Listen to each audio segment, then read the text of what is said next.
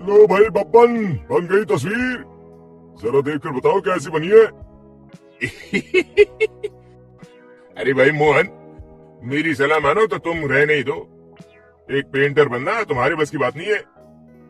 हाँ, तुमने सही कहा, मुझे भी कुछ ऐसा लगता है। आज शाम की गाड़ी से मैं शहर वापस जा रहा हूँ। कुछ जरूरी काम आ गया है। शहर से वापस आने के बाद तुमसे मिलता हूँ। मोहन अपने घर के दरवाजे पर ताला लगा देता है और वहां से चला जाता है। फिर उसी रात अचानक तेज हवाएं चलने लगती हैं। चारों तरफ डरावना माहौल बन जाता है। तभी मोहन की बनाई हुई पेंटिंग की वो औरत एक खतरनाक चुड़ैल में बदल जाती है और पेंटिंग से बाहर आ जाती है।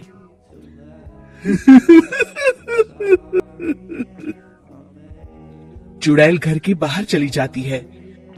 वहीं दूसरी तरफ दो चोर लाला सुखीराम के घर से चोरी करके भाग रहे होते हैं। दोनों भागते भागते गांव के चौराहे के पास पहुंच जाते हैं। तभी अचानक वो चुड़ैल उन दोनों के सामने आ जाती है।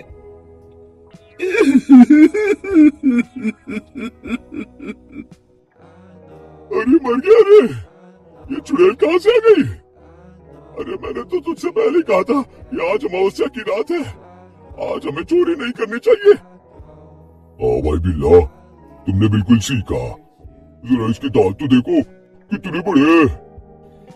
चुड़ैल उन दोनों की तरफ बढ़ती है।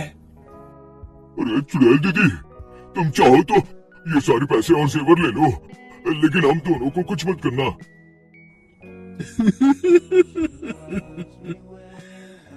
पैसे और जेवर के लालच में तुम इंसान बिकते हो, हम चुड़ैल नहीं।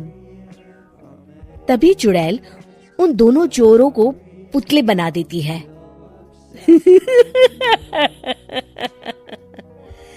मैं किसी को नहीं छोड़ूंगी, अब कोई मुझसे नहीं बच सकता।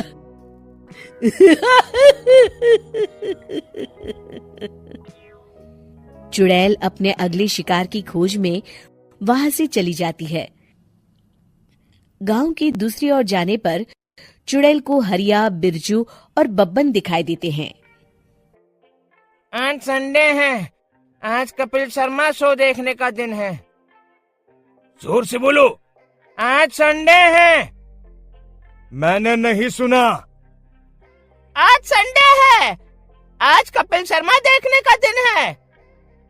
हाँ, ये हुई ना बात।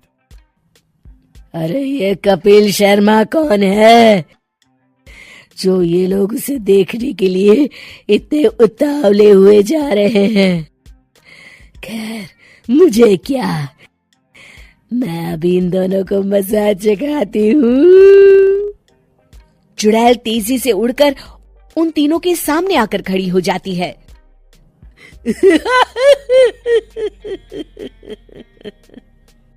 कपिल शर्मा शो बाद में देखना, पहले मुझे देख लो। बब्बन चुड़ैल को देखते ही पहचान जाता है।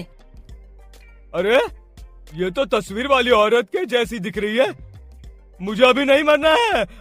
अरे भागो रे। तीनों वहां से भाग खड़े होते हैं।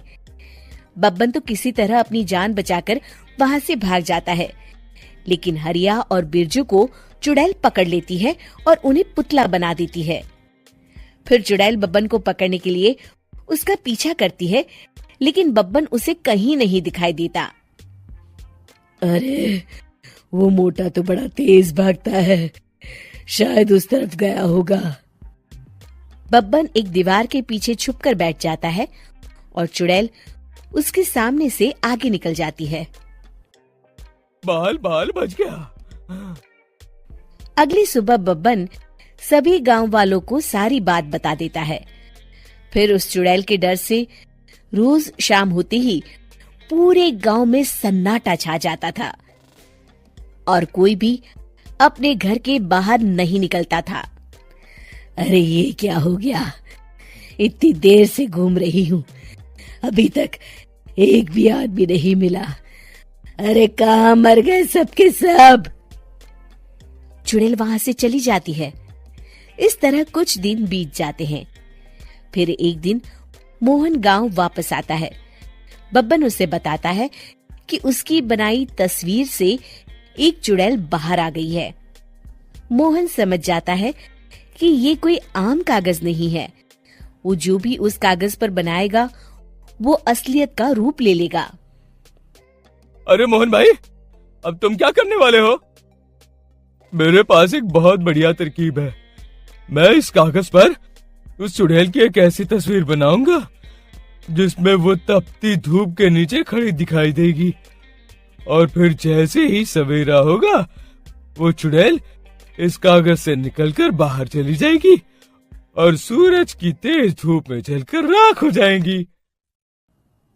मोहन बिल्कुल वैसे ही तस्वीर बना देता है और जैसे ही सवेरा होता है वो चुड़ैल कागज से निकलकर बाहर धूप में चली जाती है और सूरज की गर्मी बर्दाश्त नहीं कर पाती और जलकर राख हो जाती है।